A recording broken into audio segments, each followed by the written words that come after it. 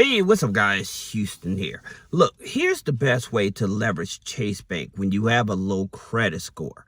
Okay, so many of you that follow me may have seen the video how I showed you that you actually can get a loan from Chase with bad credit. However, there's two strategies to that. However, this video, I'm actually going to be explaining why when you have low credit, there's certain things that you should do in order to get approved with Chase. All right. Number one, okay, make sure that you do not have a 524. Okay. And for many people, I explain this one more time, is that with the 524, that means you have 5 new open revolving accounts over the past 24 months. Okay, so that's number one.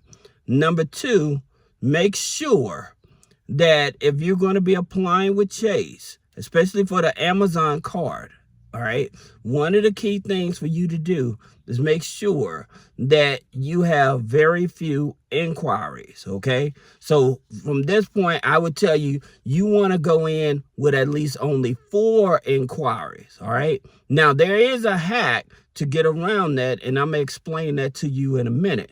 Now, here's the thing about it with the Amazon Chase card. It's a Visa card, right? And so the thing about it, a lot of people that shop on Amazon, they're getting this card because of the perks and everything. And it's one of the easiest cards to get. As a matter of fact, Chase only have 3 cards that's easy to get.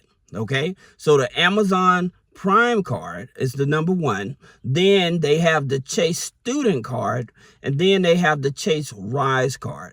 Now, here's the thing that you need to know. The best way to get approved when you have a low credit score is actually opening up a checking account, all right, and depositing a minimum of $250. And I'll tell you where to get the money for that so that you won't get a hard inquiry on your file, all right? But having the minimum of $250 deposit, all right, this is going to give you your highest chance of approval. Now, going after these cards, what I would tell you to do is utilize these cards, okay? Then I would wait 6 months. I wouldn't wait 90 days. I wouldn't wait 6 months. And I would update my income. Now, the minimum income I've seen people get approved with is averaging maybe about between 16 to 20,000 to have a higher chance for higher limits, because the average credit limit that they usually give is usually about between 5 to 10% of whatever your income is. All right. This is something that most people don't know.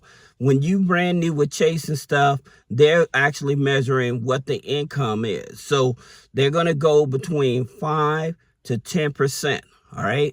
That's something that you really should know, because a lot of people think they're going to get tens of thousands of dollars. The thing about it, if you don't have a very high income, then they're not going to give you tens of thousands of dollars. And I don't care if you had a long relationship with them, they're not going to give you tens of thousands of dollars. All right. They're only going to stick between 5 to 10% of whatever your income starting out. All right. Now, when that's 180 days, 6 months go around, then you want to request a credit limit. However, you do not want to go over 3 times whatever your current balance is. All right. This is very important, because a lot of people, Chase may start them out with $2,500. Then they'll start asking for a $10,000 credit card. Don't do that, because you're going to get denied. All right. They're only going to go up to 3 times whatever your balance is most of the time. OK, unless you have a significant increase in income and you can actually verify it, that's the only way that they're going to give you tens of thousands of dollars. All right.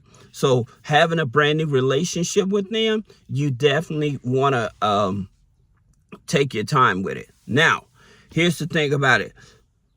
Most of the time, if you're brand new, they're going to either pull Equifax, or it's going to pull either Equifax or Experian.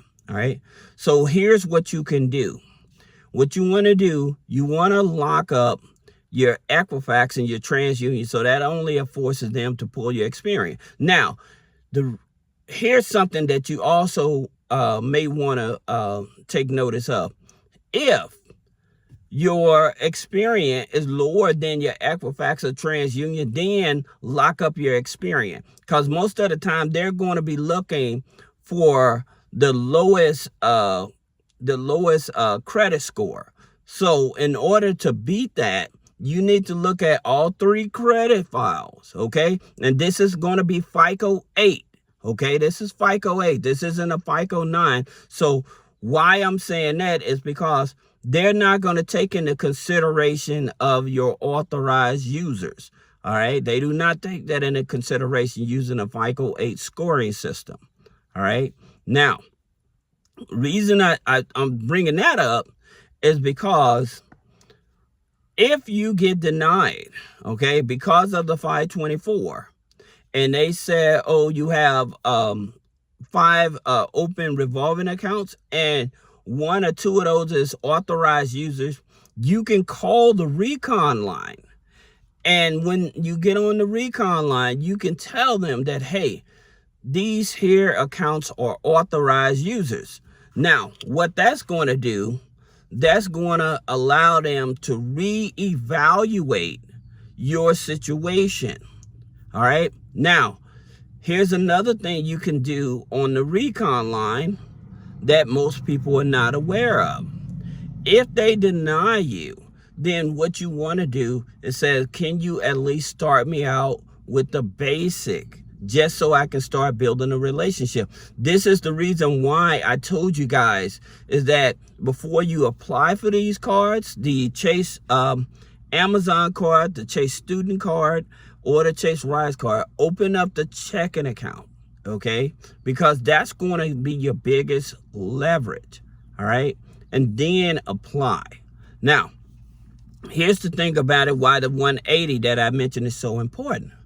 All right, let's just say when you got the Amazon, all right, and they decided, okay, we'll start you out with 2,500 or 3,000, right?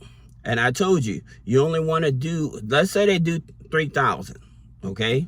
So they start you out with 3,000. When that 180 days, you want to request after you update your income and you update your rent. Okay, you update your income and you update your rent. You want to request that 3 times. Do not go over that. So that'll give you 9,000, right? However, here's the hack that people do not know. Since you know that they're charging you double digits on the credit card, what you can do is transfer that balance from your credit card over into your checking account and making it an installment loan. Okay, this way you're paying less in interest. And then with using the money that way, you can pay down some of your other open revolving accounts to push up your credit score. Okay, once your credit score goes back up, now you're able to apply for other Chase credit cards. Okay. And because your credit score has increased, and this is going to give you more leverage. And now those credit cards that you're going to apply for, these are going to be your even better credit cards. All right. And so that's going to be the Chase Freedom Unlimited. The reason is because it's going to give you 15 months of 0 interest on purchases and balance transfers. Okay. Then you're going to have the Slate Edge. That's the top tier card. The Slate Edge will give you 18 months on balances and on balance transfers and purchases. Then you have this Chase Freedom Flex. Okay. So the Chase Freedom Flex is going to give you 15 months. Okay. So by you being able to leverage that low limit credit card, waiting 6 months, getting a higher credit limit, paying down some of your open revolving debt down to 0, and then applying for other Chase cards, now you're not paying any interest. All right. Then you also can go out and get a loan from like some of these tribal lenders, okay, that do not report on the credit bureau. And so with you getting loans from the tribal lenders that do not report on the credit bureau, taking that money and paying down some of the revolving debt, or even paying back that paying down that credit card from Chase that Chase gave you the credit limit increase of, using that money to pay them down, so that positions you to be able to get higher limits on the other credit cards that charge 0% interest on the balances.